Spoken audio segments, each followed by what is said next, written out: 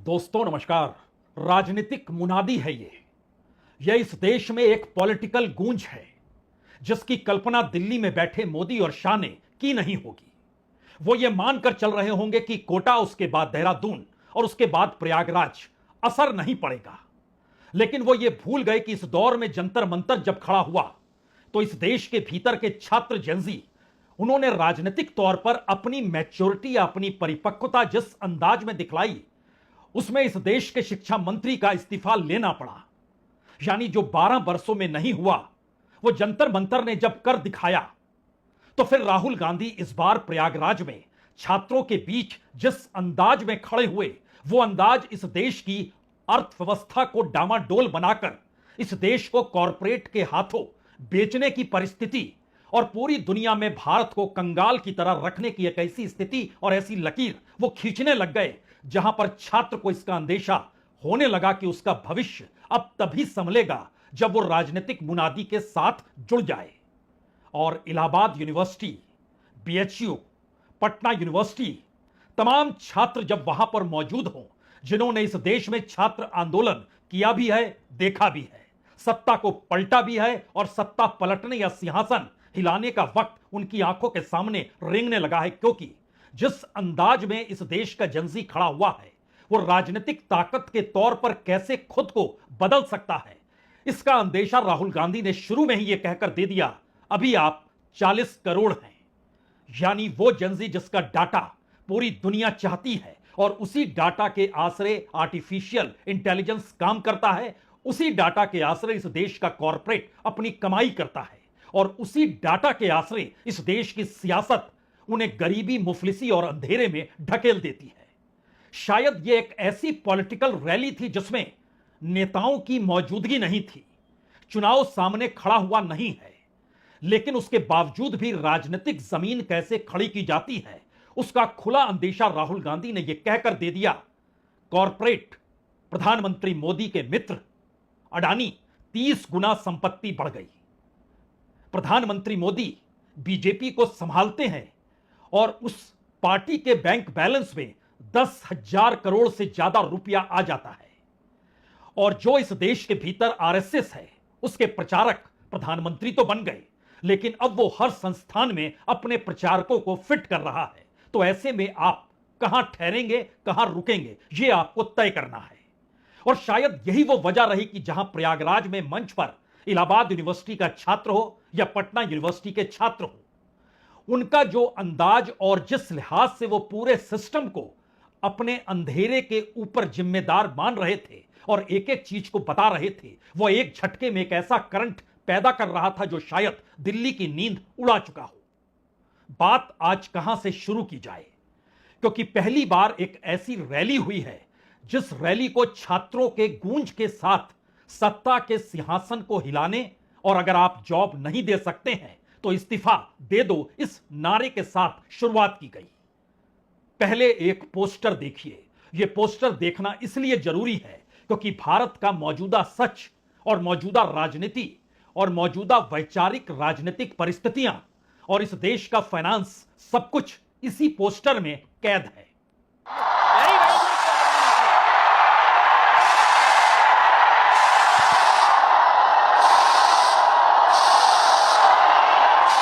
कहा था social, political, economic. ये देखिए, ये है इकोनॉमिक, पैसा, अडानी। इनकी आमदनी 10 साल में 30 गुना बढ़ी है।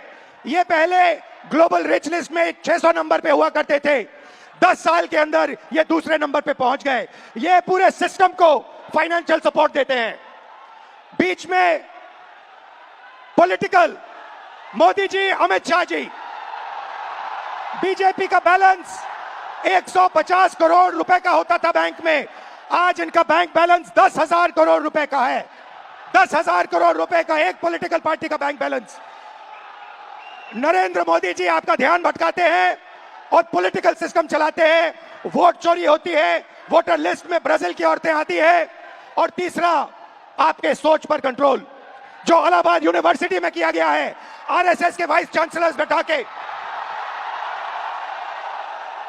हर संस्था में प्रचारक। दरअसल यह पोस्टर इस दौर में छात्रों के साथ संवाद करने के बीच शायद सबसे बड़ा पॉलिटिकल मैसेज है। यह मैसेज इसलिए भी बड़ा है क्योंकि इस दौर में छात्रों के सामने जो रोजगार की मुश्किलें हैं, जो पूरा एजुकेशन सिस्टम अंधकार में समाया हुआ है, और उसके बावजूद भी राजनीतिक सत्ता यानी वो पॉलिटिकल पार्टी जो सत्ता में है उसका अपना खजाना भर रहा है। उनकी पॉलिसी और उनके निर्देशों के आश्रय कॉरपोरेट अपनी पूंजी बढ़ा रहा है और इस देश के भीतर वैचारिक लड़ाई आरएसएस के साथ खुले तौर पर अब छात्रों को समझ में आ जानी चाहिए, इसका ऐलान राहुल गांधी ने इसी पोस्टर के जरिए किया। लेकिन बात पहली बार यहां थमी नहीं, रुकी नहीं, क्योंकि सामान्य तौर पर ऐसा होता नहीं है कि कोई नेता मंच पर खड़ा हो और मंच पर खड़े होकर वो जिन बातों का जिक्र करे उसे सिर्फ छात्र सुने और चले जाएं। बिल्कुल नहीं। खुले तौर पर इलाहाबाद यूनिवर्सिटी के छात्रों को मंच पर बुलाना, पटना यूनिवर्सिटी के छात्रों को मंच पर बुलाना, उसमें पेपर लीक का जिक्र हो, उसमें AK-47 सिवान में जो गोलियां दागी गई उसका भी जिक्र हो, जो पुलिस प्रशासन का रवैया हो उसका भी जिक्र हो, जिन वाइस चांसलरों का जिक्र किया जा रहा है कि वो संघ के प्रचारक के तौर पर काम करते हैं उनका भी जिक्र हो, और इस देश के पूरे मैन्युफैक्चरिंग सेक्टर को कैसे कॉरपोरेट के हाथों सब कुछ सौंपकर इस देश में पब्लिक सेक्टर को खत्म किया गया उसका भी खुला निर्देश इस दौर में बताने लग जाए अगर कोई पॉलिटिशियन, और छात्र को यह महसूस होने लग जाए अब हमारे पास कुछ भी नहीं बचा है, तो इसके मतलब है कि यह पॉलिटिकल मुनादी हो रही है। यानी जंतर मंतर की सीख राहुल गांधी को मिल चुकी है। अब उन्हें पॉलिटिकल लड़ाई लड़नी है और वो मैसेज कि हर किसी को पॉलिटिकल लड़ाई लड़नी ही होगी, अन्यथा उसके पास कुछ भी नहीं बचेगा। वो MSME हो, वो पब्लिक सेक्टर हो, वो यूनिवर्सिटी हो, इस देश के सिलेबस हो, इस देश की कोई भी पॉलिटिक्स करने वाली पार्टी हो, सारा पैसा सत्ताधारी पार्टी के हिस्से में जाएगा। यानी मैसेज बहुत साफ है, आप बटिए मत, आप हिंदू मुस्लिम में फंसिए मत, आप जाति की राजनीति में उलझिए मत, आप खाली समझिए कि गवर्नेंस के तौर तरीके इस दौर में कितने व्यापक और कितने नुकीले हो चुके हैं। आपको लड़ाई वहां लड़नी है, और शायद यही वजह है हर छात्र की जुबान पर वो सच है जिस सच को सत्ता बोलने से घबराती है। इलाहाबाद यूनिवर्सिटी का छात्र जब सामने आता है तो एक एक करके बतलाने लगता है कि 2017 में योगी आदित्यनाथ मुख्यमंत्री बने थे, और अब स्थिति क्या है उन्हीं की बात पहले सुन लीजिए। 2017 दरोगा भर्ती पेपर लीक, उसके बाद यूपी कांस्टेबल 2018 पेपर लीक, उसके बाद 2020-21 की यूपीएसआई भर्ती पेपर लीक, और 2022 का लेखपाल भर्ती पेपर लीक, और 2023 में आरओ वो भी पेपर लीक, 2023 का कांस्टेबल भर्ती पेपर लीक, और ये स्कोर कार्ड नॉर्मलाइजेशन की धांधली वर्तमान में चल रही है। यह इलाहाबाद यूनिवर्सिटी का छात्र दरअसल उन्हीं मां बाप की पैदाइश है जिन मां बाप ने इस देश में छात्र आंदोलन कभी देखा या कभी किया होगा। वो कोई सा भी दौर हो, वो चाहे जेपी का दौर हो, चाहे मंडल कमंडल का दौर हो, चाहे इस देश के भीतर छात्र आंदोलन के जरिए सत्ता को झुकाते हुए अपनी बातों को मनवाने का संघर्ष हो, और कमोवेश यही स्थिति बिहार की रही है। नई पीढ़ी तैयार हो गई, लेकिन पॉलिटिक्स की नई पीढ़ी करप्ट है। इस दौर में सब कुछ उसके हाथों में है, तो उसने सब पर कब्जा कर लिया है, और खास तौर से इस देश में जो पुलिस प्रशासन है और जो गवर्नेंस के तौर तरीकों के दायरे में जो कॉरपोरेट और पैसा आता है वह भी सत्ता के पास है। यानी एजुकेशन सिस्टम को और छात्रों के सामने के अंधेरे को, दोनों को राहुल गांधी उन परिस्थिति से जोड़कर यह बताना चाह रहे थे कि दरअसल आप जब खड़े हैं तो आपकी लड़ाई अब सिर्फ और सिर्फ उस एजुकेशन सिस्टम को लेकर नहीं हो सकती है। आपके पास डिग्री होगी, आपके पास फॉर्म भरने का पैसा नहीं होगा, फॉर्म भरने का पैसा होगा और उसके बाद लीक हो जाए तो दोबारा पैसा आपको लोन से उठाना पड़ेगा। यानी समाज के भीतर की असमानता, और वह भी एजुकेशन को लेकर सरकार का रवैया, और इस पर मौजूदा राजनीतिक सत्ता की हुकूमत के तौर तरीके, यानी जिन बातों का जिक्र नहीं भी हो रहा था वो बातें उभर कर प्रयागराज में सामने आने लग गई।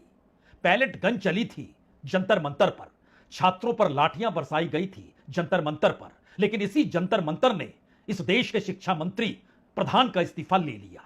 प्रधान सेवक को लेकर जिन बातों का जिक्र जंतर मंतर पर हो रहा था वो आक्रोश सबने देखा, खुलकर देखा, और यह अंदेशा हर किसी के जहन में है अगर वैसी परिस्थिति जंतर मंतर से खड़ी हो सकती है तो फिर क्या लखनऊ, क्या प्रयागराज और क्या पटना और क्या सिवान। इसीलिए बिहार से यानी पटना यूनिवर्सिटी से भी जो बच्चे आए वह उस दर्द को बताने से चूके नहीं।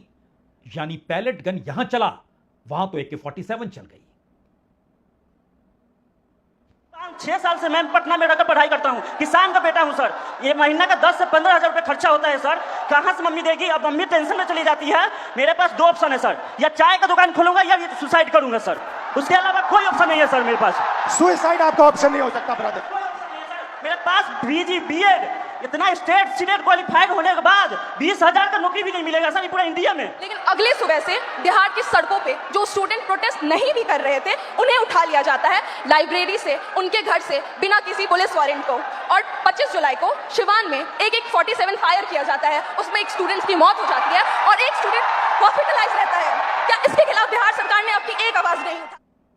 तो क्या छात्र समझ चुके हैं या फिर छात्रों के दर्द को राजनीति से जोड़कर इस देश में सिंहासन हिलाने की जो तरीके राहुल गांधी अपना रहे हैं, क्या वो सब कुछ प्रयागराज ने दिखला दिया? बात उसके आगे की इसलिए है क्योंकि खुले तौर पर इससे पहले किसी भी रैली में याद कीजिए जो बात पोस्टर के जरिए उभरी और उसके बाद राहुल गांधी ने जिन जिन नेता और कॉरपोरेट और संघ का नाम लिया उसके आसरे ही उन्होंने बताया कि इस देश पर यही काबिज हैं, इस देश को यही हाँक रहे हैं और इस देश को यही चलाते हुए वो सब काम कर रहे हैं जो छात्र नहीं चाहते हैं या छात्र जो चाहते हैं वो उन तक नहीं पहुंच पाता है। यह परिस्थिति में जो नेक्सस है, कॉरपोरेट और सत्ता का नेक्सस, कॉरपोरेट और इस देश में एजुकेशन के भगवाकरण का नेक्सस, इस देश में संघ, सत्ता और कॉरपोरेट के बीच का तालमेल, और इन परिस्थितियों के भीतर प्रधानमंत्री मोदी और गृह मंत्री अमित शाह का खुले तौर पर जिक्र करते हुए उन्होंने एक अंदेशा भी दिया कि दरअसल आप लोग जो डरे हुए हैं वही डर जंतर मंतर ने भगा दिया। जंतर मंतर के बाद हिम्मत नहीं जुटा पाए सबसे ताकतवर खुद को समझने वाले गृह मंत्री कि वो पार्लियामेंट भी आए, पार्लियामेंट तो आए लेकिन सदन में नहीं आ पाए। 15 दिन से प्रधानमंत्री मोदी और गृह मंत्री ने खामोशी बरती हुई है। इससे पहले इस देश में कभी ऐसी स्थिति थी नहीं। यानी जो हो रहा है दिल्ली में और जो प्रयागराज में कहा जा रहा है, दोनों के बीच राहुल गांधी उस कड़ी को जोड़ रहे थे जहां इस देश का जनजी अगर खड़ा हो गया और एक पॉलिटिकल फॉर्मेट में खड़ा हो गया तो फिर सत्ता डिगाने में कोई कसर बचेगी नहीं। और छात्र अगर राहुल गांधी को जनजी का नेता मान रहे हैं या मान लें तो उसके बाद कुर्सी छोड़ेंगे तो फिर राहुल गांधी उस पॉलिटिकल लकीर पे चलने को तैयार हैं जो छात्र इस देश में खड़े हों। और एक सच यह भी है कि उत्तर प्रदेश में इस देश का सबसे ज्यादा जनजी है। जनजी का मतलब होता है 14 बरस से लेकर 29 बरस तक। उसकी तादाद लगभग सरकारी आंकड़ा बतलाता है 6.5 से 7 करोड़ है। और उत्तर प्रदेश में जो वोटर की शक्ल में इस बार वोट डालने वाला है, जो पहला हिस्सा जंतर मंतर और प्रयागराज के बाद फरवरी के महीने में उत्तर प्रदेश के विधानसभा चुनाव होने वाले हैं, उसमें अगर 18 से 29 बरस के बीच जिनकी उम्र जो जनजी के तौर पर है उनकी तादाद लगभग 5 से 5.5 करोड़ है और बिहार के भीतर यही तादाद लगभग 3 करोड़ है। यानी इस देश के भीतर अगर जनजी 2029 में एकजुट हो गया और एक पॉलिटिकल पावर के तौर पर उभरकर सामने आ गया तो उसके बाद कोई भी राजनीतिक सत्ता कोई भी हथकंडे अपना ले या किसी भी तरीके से अपनी लोकप्रियता का मापदंड तमाम प्रचार प्रसार के जरिए, मीडिया के जरिए, इलेक्शन कमीशन के जरिए या फिर अपने निर्णयों को मनवाने के लिए जिस जिस काम की दिशा में बढ़ते हैं उस जरिए भी वो काम करते रह जाए। लेकिन क्या यह संभव है कि दुनिया में सबसे ज्यादा जनजी भारत में और भारत के जनजी की जो पूरी तादाद है उतनी बड़ी तादाद में वोट किसी भी पॉलिटिकल पार्टी को नहीं मिले हैं। यानी सबसे ज्यादा वोट जब बीजेपी को भी मिला वह भी 40 करोड़ नहीं छू पाएगा। और यह स्थिति 2029 में होगी और उत्तर प्रदेश के भीतर अगर 5.5 करोड़ जनजी एक पॉलिटिकल पावर के तौर पर मौजूद हो जाए जो एक मुश्त वोट बैंक में हो जाए तो फिर किसकी चलेगी। दरअसल यही वो मैसेज है जिसको राहुल गांधी ने मंच से मौजूदा पॉलिटिकल सत्ता, मौजूदा कॉरपोरेट, मौजूदा आरएसएस को एक नेक्सस के तौर पर रखते हुए बतलाने की खुली कोशिश की। मोहन भागवत, नरेंद्र मोदी जी, अमित शाह जी और अडानी जी, इस सिस्टम ने रोजगार खत्म किया, इस सिस्टम ने यूनिवर्सिटीज को कैप्चर किया, इस सिस्टम ने आप पर आक्रमण किया है। मगर इस अंधेरे में आप लोगों ने लाइट चला दी। ये देखिए, इस अंधेरे में आपने वो करा जो आपके माता पिता नहीं कर पाए। वो अपने डर का सामना नहीं कर पाए। कांग्रेस ही नहीं, पूरा विपक्ष जानता है कि उसकी पॉलिटिकल फंडिंग इस दौर में बंद हो चुकी है। नोटबंदी, जीएसटी और उसके बाद तमाम नियम कायदों में देश की जो एजेंसियां हैं उसमें ईडी और सीबीआई और सरकार का पूरा रुख, उसने इस देश के व्यापारियों को खत्म किया, उनको एक कटघरे में लाकर बांध दिया। राजनीतिक तौर पर परिवर्तन बिना फाइनेंस के नहीं हो सकता, या फिर कोई बड़ा आंदोलन अगर देश में जब तक ना हो तब तक नहीं हो सकता है। दोनों चीजें इस दौर में गायब है। फंडिंग विपक्ष के पास बिल्कुल नहीं है। सारी फंडिंग चाहे वो इलेक्ट्रल बॉन्ड के जरिए हो, चाहे पीएम केयर के जरिए हो, और उसके बाद की परिस्थितियों में जो अलग अलग ट्रस्ट बने हुए हैं उनके जरिए भी जो पैसा जा रहा हो। जब सत्ता ने सब पर नकेल कस ली है तो इसके बाद सिर्फ आंदोलन का रास्ता बचता है। आज राहुल गांधी उसे ही टटोलना चाह रहे थे और उसी के जरिए मैसेज कन्वे करना चाह रहे थे। और वो शायद अपने भाषणों में इस बात का जिक्र इसलिए भी कर रहे हैं कि इकोनॉमिक एस्पेक्ट में इस देश का एमएसएमई सेक्टर समझे, इस देश के वो बिजनेसमैन और कॉर्पोरेट समझे जिनको सामान्य तौर पर प्रतिस्पर्धा के जरिए किसी देश में काम करने का मौका मिलता है, लेकिन यह भी रास्ता बंद हो गया। यानी उस पूरे पॉलिटिकल फॉर्मेट को वह सिर्फ छात्रों से नहीं बल्कि व्यापारिक तबका हो, मैन्युफैक्चरिंग से जुड़ी हुई इंडस्ट्रीज हो, इस देश के भीतर की बैंकिंग प्रणाली हो, इस देश के भीतर जो मिडिल क्लास पर टैक्स का बोझ है वो हो, या फिर पढ़ाई तक के लिए जो लोन लेने की परिस्थितियां हो, उसको जो जोड़ने का प्रयास अपने तौर पर कैसे होगा, यह प्रयागराज से ही ऐलान किया गया। प्रयागराज गांधी परिवार के बेहद करीब रहा है। आनंद भवन कौन नहीं जानता है, और इसकी पहचान तो आजादी के संघर्ष के दौर से रही है। और उसके बाद उस परिवार ने आनंद भवन दे डाला। लेकिन नई परिस्थिति यह थी कि जब वो मंच पर शुरू में आए तो प्रयागराज या इलाहाबाद के जिक्र उन्होंने अपनी निकटता के साथ इस अंदाज में किया कि कोई भी दूरी आज रहनी नहीं चाहिए। हमें लगता है शुरुआत का वो हिस्सा जब राहुल गांधी की एंट्री हो रही है और सामने हजारों हजार की भीड़ मौजूद है। इस देश के 250 शहरों में व्यवस्था की गई थी, यूथ कांग्रेस की तरफ से, युवा कांग्रेस की तरफ से, कांग्रेस की तरफ से, कि लोग देखें। और जहां जहां एलईडी लगाकर व्यवस्था की गई थी वहां वहां पुलिस बंदोबस्त बड़ा पुख्ता किया गया था, वो नॉर्थ ईस्ट का स्टेट हो या फिर साउथ के स्टेट्स के भीतर का कोई शहर हो। लेकिन जिस अंदाज में ये पूरा का पूरा सब कुछ परोसने की कोशिश छात्रों के गूंज के जरिए एक पॉलिटिकल तरीके से की गई, उसके पीछे असल सोच जंतर मंतर पर छात्रों के उस पॉलिटिकल रवैये को लेकर थी, जहां वो जान रहे थे उन्हें क्या कहना है, कैसे कहना है और क्यों कहना है। इस पर आए उससे पहले इस दृश्य को तो देख लीजिए।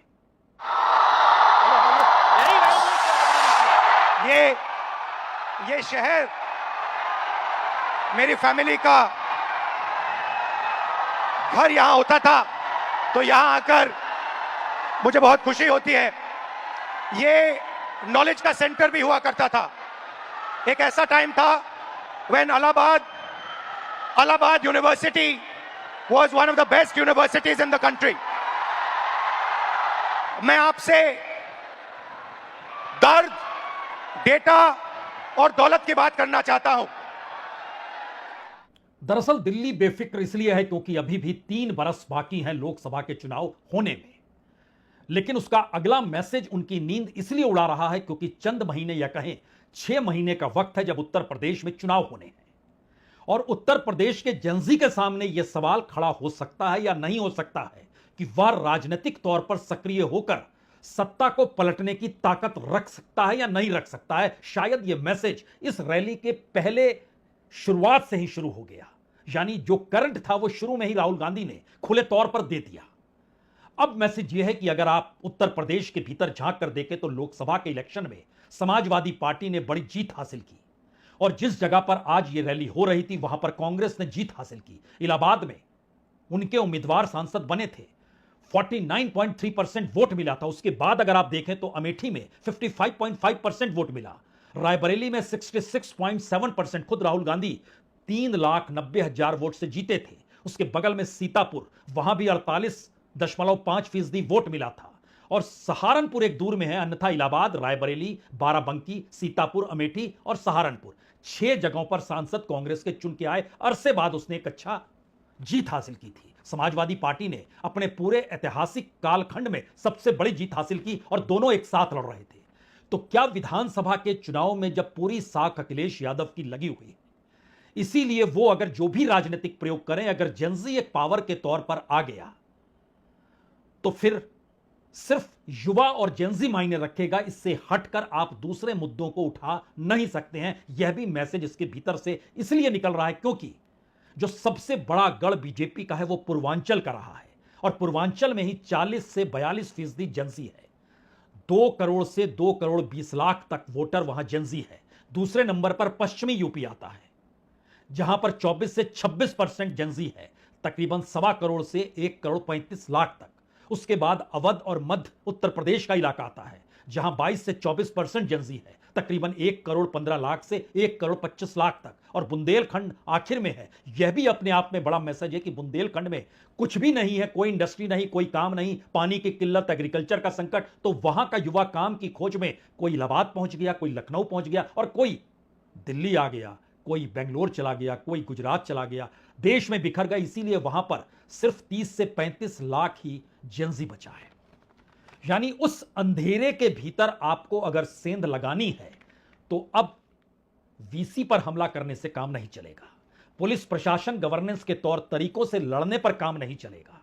अगर आपको इस पूरे पॉलिटिकल सिस्टम को अब आप समझ गए तो फिर आपको राजनीतिक तौर पर परिस्थितियों को अपने अनुकूल करना होगा। यही वो मैसेज है जिस मैसेज से दिल्ली घबरा गई है और इसीलिए प्रयागराज की छात्रों की गूंज इस देश की पॉलिटिकल गूंज है जिसकी मुनादी तो हो गई है और दिल्ली की नींद या कहें उसने सपने में भी सोचा ना होगा। इस दिशा में अगर छात्र आंदोलन निकल पड़ा तो फिर क्या पार्लियामेंट और क्या परिसीमन मायने रखेगा नहीं। बहुत बहुत शुक्रिया, बहुत बहुत शुक्रिया।